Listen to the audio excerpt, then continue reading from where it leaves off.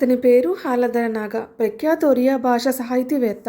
బ్రతకడానికి డబ్బుల కొరత ఉండవచ్చు, కానీ సాహితీ ఆకాశంలో సాగడానికి చాలా మేధస్సు అతని వద్ద ఉంది. పేద కుటుంబంలో జన్మించిన స్వయం కృషితో కవిగా ఎదిగిన అపర బ్రహ్మ అతను. చాలా చిన్న వయసులో అతని తండ్రిని కోల్పోవడం వల్ల అతనే తన కుటుంబాన్ని పోషించవలసి వచ్చింది. దానితో కుటుంబాన్ని పోషించడానికి స్వీట్ మీట్ దుకాణంలో స్థానిక డిష్వాషర్గా పనిచేయాల్సి వచ్చింది.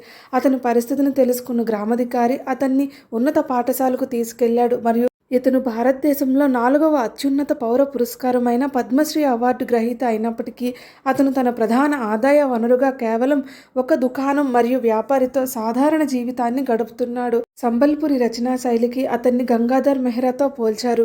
బీబీసీ అతని జీవితం మరియు రచనల గురించి ఒక డాక్యుమెంటరీ చిత్రాన్ని కూడా రూపొందించింది.